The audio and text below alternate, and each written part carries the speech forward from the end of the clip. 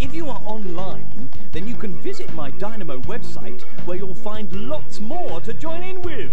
Here's my address. I'll see you there. www.bbc.co.uk/Dynamo. Oh, yeah.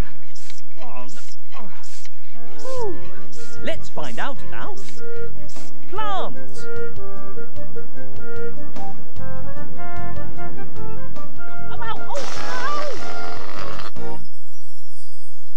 Oh, I love my garden. It's not only a home to lots of creatures, it's full of plants. Oh. Hey, have you noticed all the different plants in our garden? There are big plants, like the trees you can see at the back of our garden, and there are small plants too, like the ones in our seed tray. Plants and flower patterns also appear on lots of things in the house. Yeah, like this, one of my favourite shirts. Woohoo, what do you think? Look around your house and see how many plant or flower patterns you can spot. World is full of flowers and fruits and trees, and every single one is different. Let's take a closer look. Look, look, and look again. What can you see when you look at a tree? Tall tree, Small tree. Green tree, flowery tree, Rough tree. smooth tree, straight tree, Twisty tree. look, look, and look again. What colours can you see? Blue. white, Yellow, Pink. flowers to reach up for, flowers to bend down for, Small flowers. large flowers, Open and closed. look at the flowers. They're right under your nose. So, how do all these plants start out? Yes, a good question. I wish I knew the answer. What do you think, Slow-Mo? Oh, you know, little Mop, that tea cosy really suits you. So how have you been? Oh dear, but you're better now, aren't you? They're baby plants. Oh yes, one day they'll grow up really tall, like those over there. If you want to grow a plant, you must start with a seed. Put it in the earth, give it everything it needs. Make sure it has some water and some sunshine. Then you'll see the seed will grow, grow, grow. Oh, Slow-Mo says all plants begin their life as tiny seeds. Huh. What, even the largest trees start off as a little seed? Really? Chestnuts are a good example because it's easy to see what's happening. After a few weeks, the flowers disappear and they're replaced by little green growths. These are the fruits of the chestnut. The fruits get bigger and bigger all through the summer, and by the autumn they are fully grown. And inside the chestnut fruits, you find chestnut seeds. You can play conkers with chestnut seeds.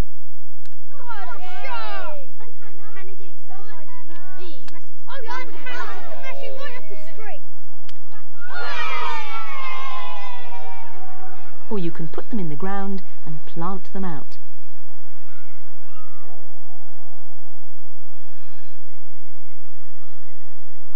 After a year, they might look like this. And after 2 years, it will have grown some more. They've got some more seeds in the classroom. These are cherry seeds, so they'll turn into cherry trees. And these are apple pips, the seeds seeds of apples. They turn into apple trees. And what about this great big seed? What will this become?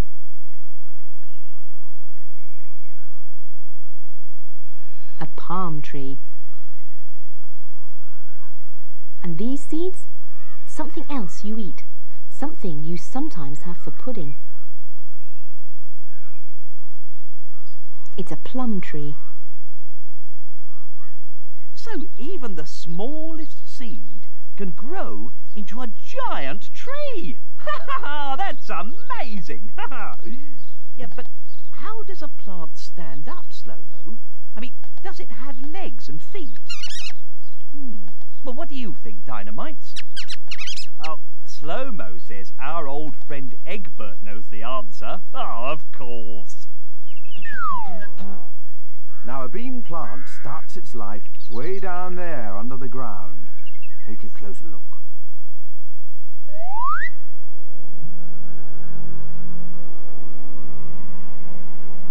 The beans start off buried down here in the soil.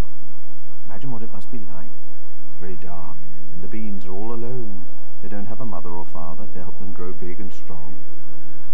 They start pushing down roots into the ground, searching for water, stretching and spreading further and further, very slowly, to make sure the plant is firmly rooted.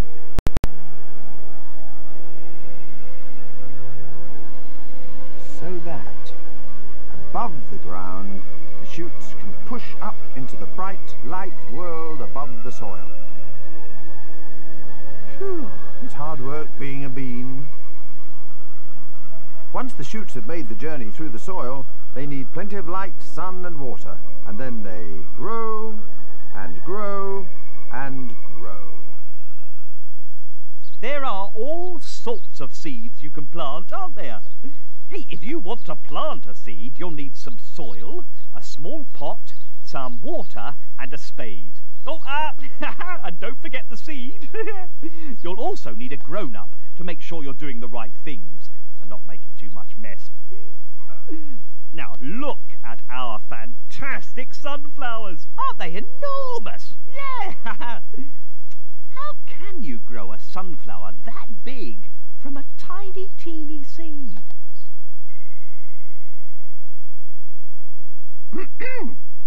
Gemma, Matthew and Joanne have been growing sunflowers from seeds in their class and making notes on how they grow.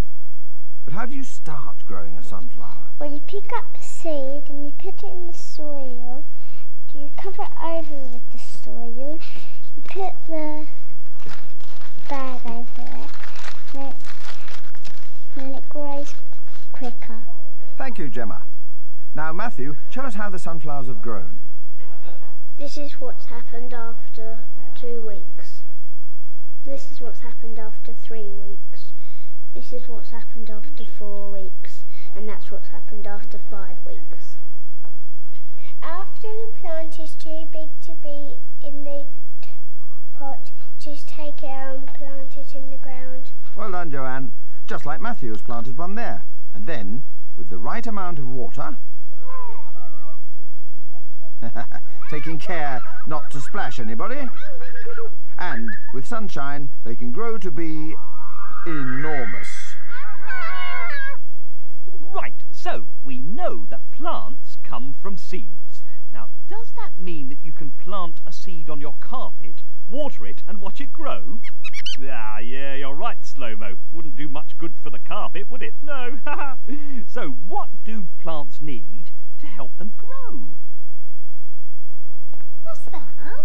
What does it look like? It's a greenhouse. A greenhouse? We're keeping my plants in. That's not a greenhouse. Yes, it is. I've just painted it. Look. I can see, but that's not a greenhouse, Alf.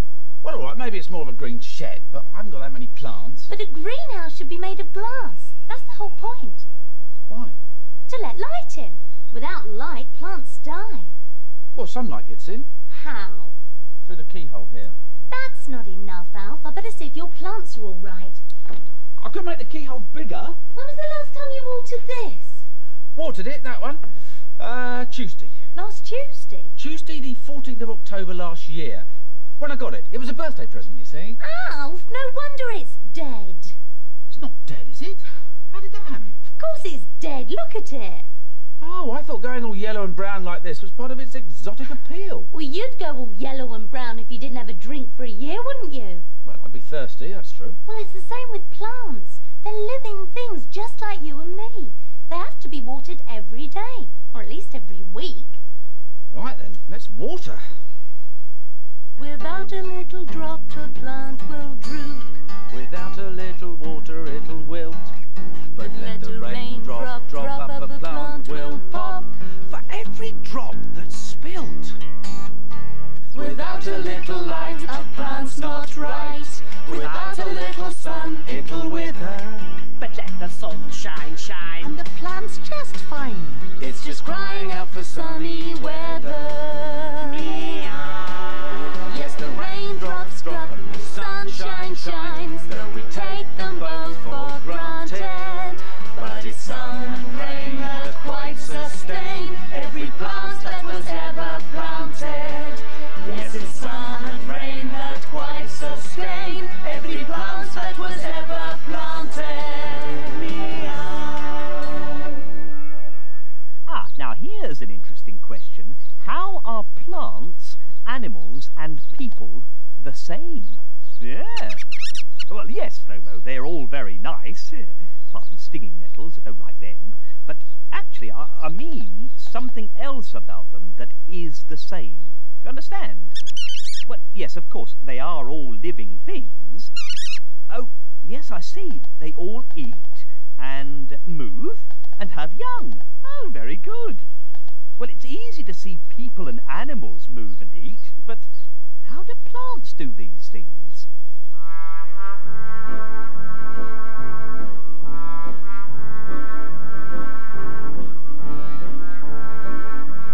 Have you ever stopped to think how similar you are to a plant or a flower?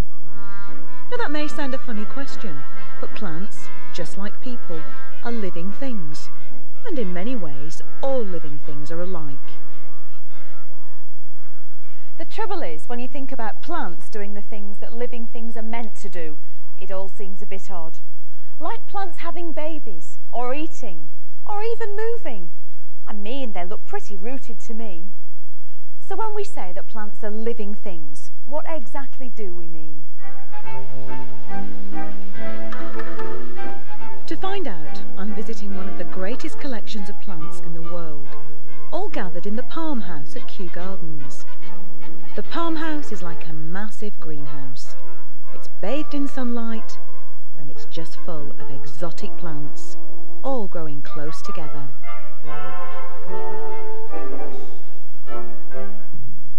Actually, the fact that plants grow is pretty important, because if something grows, then that's one of the signs that you're dealing with a living thing.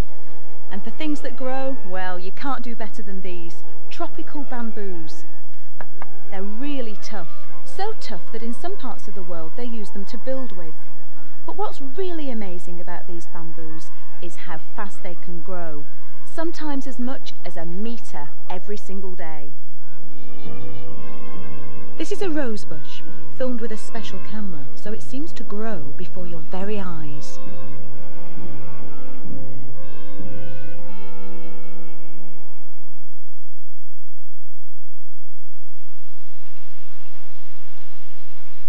The next thing I wanted to find out was how a plant moves, because moving, like growing, is something done by all living things.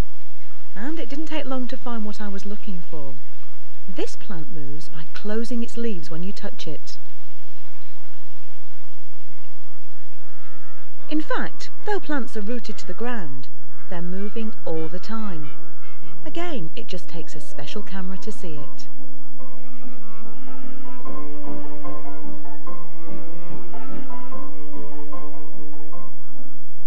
Alright, so that's growing and moving. Next on my list, reproduction. In other words, the way that living things have babies or young of some kind. Come and take a look at this. This is a cocoa plant. And can you see that kind of orangey pod hanging off the trunk? Well, it's packed full with seeds. And when it splits open, new cocoa plants will be created. And you can see on the trunk here, these tiny little white bits. Well, these are new seed pods just springing into life.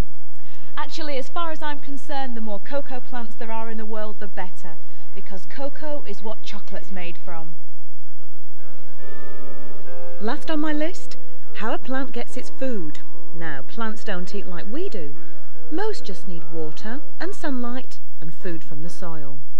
But there are some plants that are a little bit more adventurous. And this is one. It's called a pitcher plant. What it does is add to its diet by tucking into a few juicy insects. Now the insects land on the inside here. They fly in because they like the plant's sweet smell. But then they find they're stuck. So it's bye-bye insect and the plant gets a juicy snack. So there's the proof. Plants are living like you and me, as these poor insects are just finding out. Hey, Slow-Mo, I think our garden needs brightening up. Yeah, but how can we make the garden more colourful, apart from me just running around it a lot? Oh, that's a great idea! More flowers! Yeah, fantastic! Check out the tulip and the daffodil, and you'll see what's special about flowers. How they lend a splash to a windowsill. Gosh, that smell just overpowers. Check out the beauty of a rose. Its soft and scented petals. You'd hardly want to stick your nose in a bunch of stinging nettles. If you're looking for a way to banish gloom, to brighten every daylight hour, you can't beat a beautiful plant in bloom. You can't beat a beautiful flower. Where the flower plants look at me in my brand new springtime gear, and the bugs and the birds and the bumblebees all magically appear. So if you're looking for a way to banish gloom, to brighten every daylight hour, you can't beat a beautiful plant in bloom. No, you can't beat a beautiful flower. Do you know what this plant is called? Here's a clue. Look at the colour of the flower, and what does its shape remind you of? Yeah, it's a bluebell. What about this flower? It's the same colour as butter, and it looks like a cup. So put the two together, and you have a buttercup. Yummy! In the olden days, people used to think that when this flower opened its petals in the morning, it was like opening your eyes when you wake up. They called it the day's eye. And today, we know this flower as a daisy. Aha! Many years ago, in a country called France, people thought the leaves and petals on this flower looked like the teeth of a lion. Now, in French, they called it a dent de lion. And that, of course, means lion's teeth in English. So now, we call it a dandelion, like the French. Now, this flower has a really unusual name. It's called shepherd's purse. That's because a long time ago, shepherds used to keep their sandwiches and their money, and maybe even their pies, in a bag that looked just like this. It doesn't look like a modern purse, does it? Of course, plants are not just for looking at. I mean, did you know that you can actually eat parts of some plants? Yeah, we all do, nearly every day. We call them fruits and vegetables. Lettuces, strawberries, apples, rhubarb, and tiny little peas that grew inside the pod. Now they're ready to eat.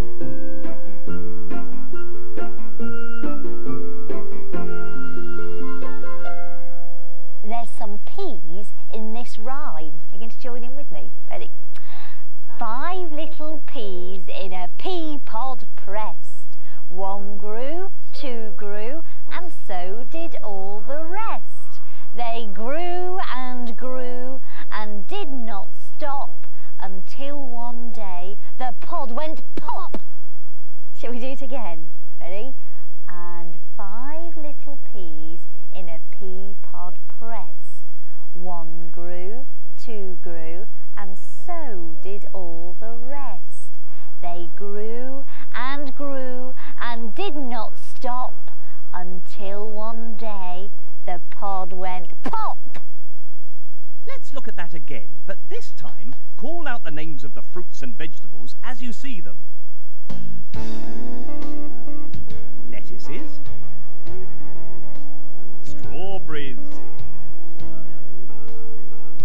apples, rhubarb, peas. Oh, yum, yum! Now, we must remember some plants can make you very ill, so never pick anything and eat it unless you're with a grown-up, okay? Of course, some vegetables grow under the ground, yeah. As they grow bigger, their roots grow fatter, and later on, we pull them out from the soil and eat their roots. That is why they're called root vegetables, yeah.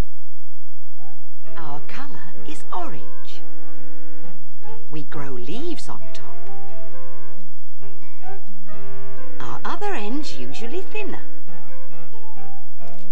Peel off our skins, slice us and cook us, and then eat us up with your dinner. What are we? We're carrots. The seed is planted in the ground. It grows a root, and up above the ground it grows 2 green leaves. Then a different leaf appears, and another, and another, and all the time the root is growing longer and longer. It grows deep down into the soil and draws in water and goodness to feed the plant. Can you see the brownish orange part in the middle? It's growing bigger and bigger. That's the carrot. When the carrot's fully grown, it's ready to be dug up. Slow-mo, can you think of another vegetable that grows under the ground? No, Slow-mo, a mole isn't a vegetable. Oh, well, our friend Baxter likes to grow his own fruit and vegetables. In fact, he's just been out and picked some for his dinner. Here we are. Just a few more things for dinner. Oh, and I grew them all myself. Oh, thank you, Baxter. They look lovely and fresh. Hey, but Baxter, why is it that these potatoes are all covered in soil? Oh, well, I've just dug them up. Dug them up? Well, potatoes grow in the soil. Yeah.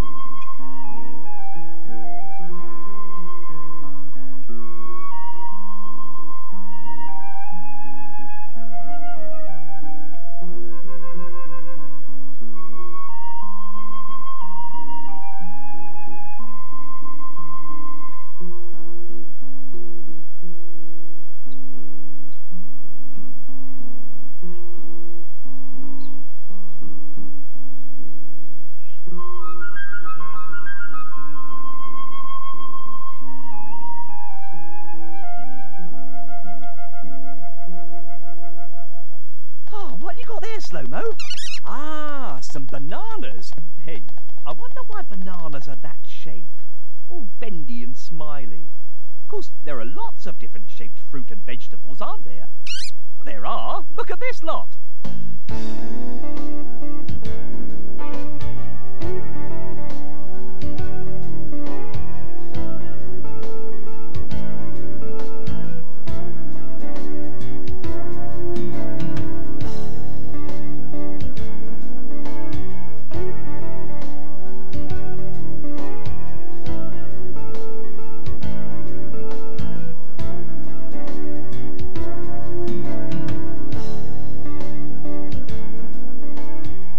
So, how many different fruits and vegetables did you see? Well, let's look again. Some grapes, a pumpkin, a banana, a cabbage, an apple, a grapefruit, a pear, an orange. Can you see all the pips or seeds inside?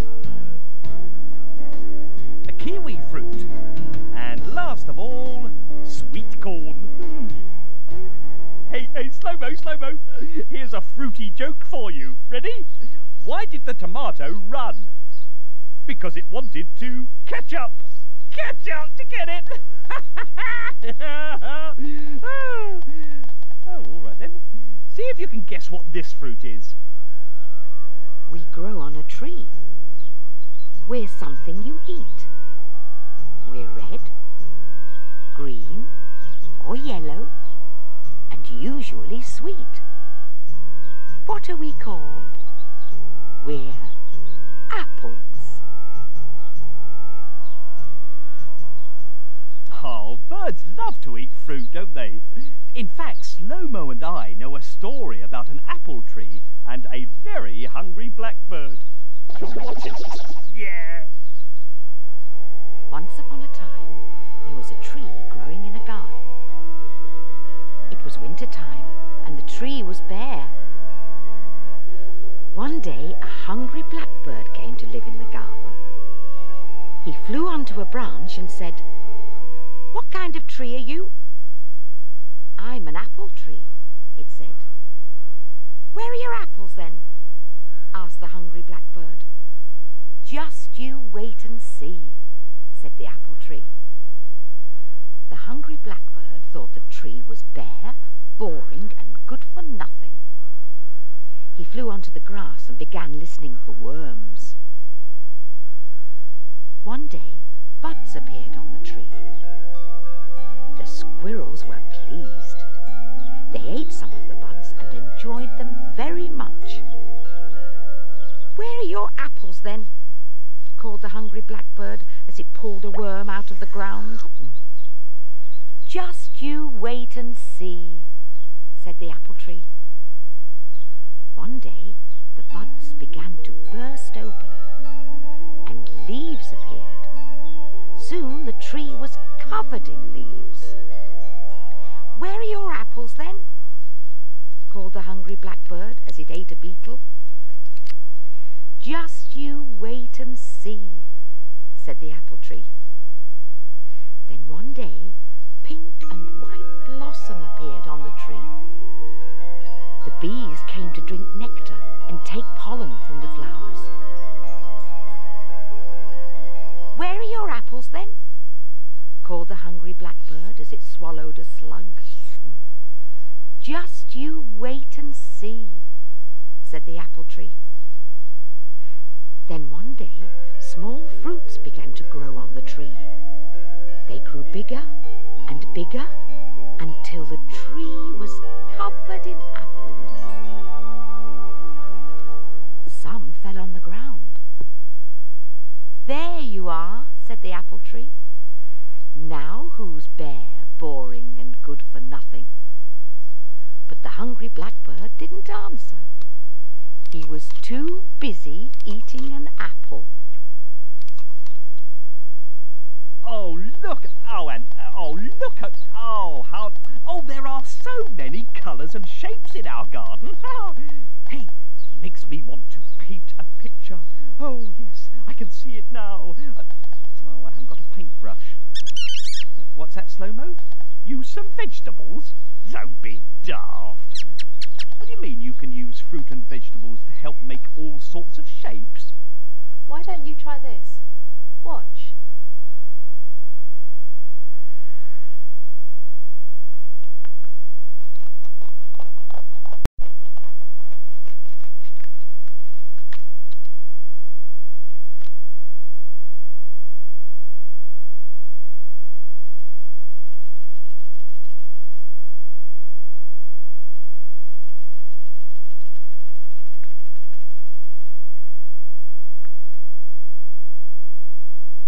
Oh, yeah, what a great idea.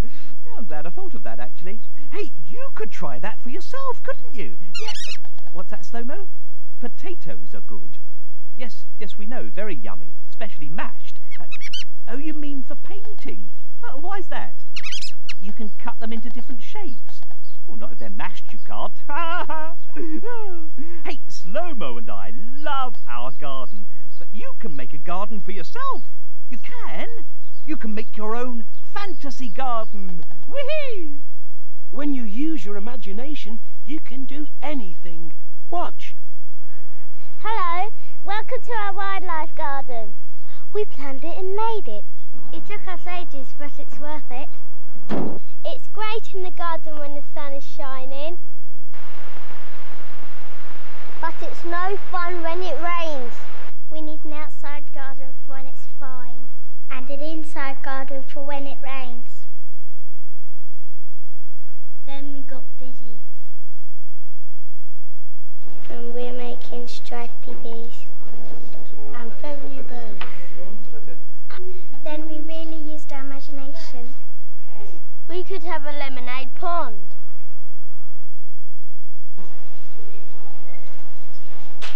How about beef burger flowers?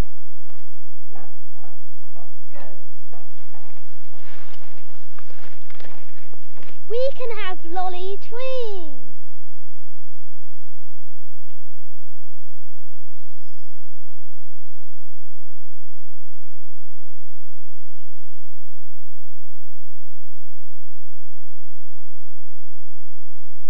Welcome to our fantasy garden. Well, that garden is nearly as good as ours, isn't it, Slow-Mo? Yeah. No, every day our plants soak up the sun and the rain, and they grow bigger and bigger and bigger and bigger!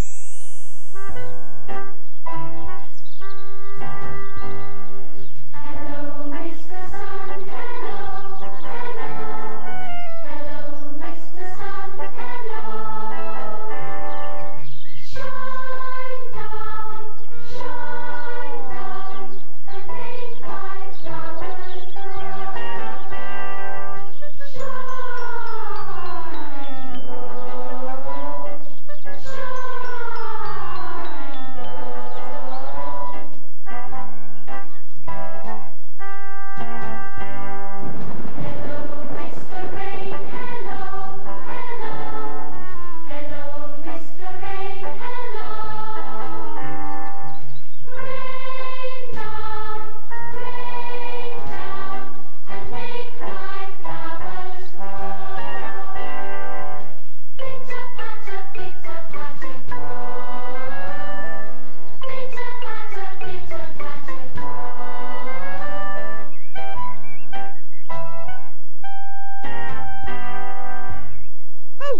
low, for now, Dynamites. I know, yeah. But remember, you can have loads more fantabulous fun on my fantastic DynaMo website. Yeah, you'll find Slow-Mo there too. So, we'll see you soon, mini-mates, all right? Bye-bye. Say bye-bye, Slow-Mo. Where's he gone? Oh, he's off to that computer again. Hi, it's my turn.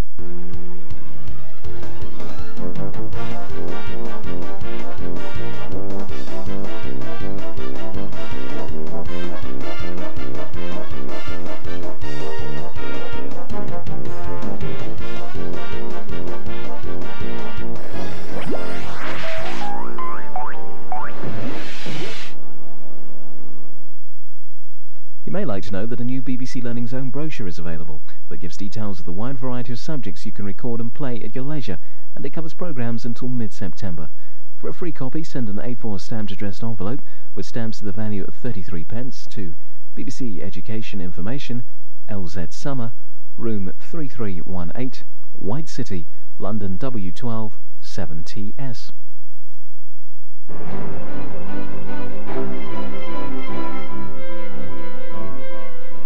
That's all for now on BBC Learning Zone, but do join us again for more DynaMo tomorrow morning at 3 o'clock here on BBC Two.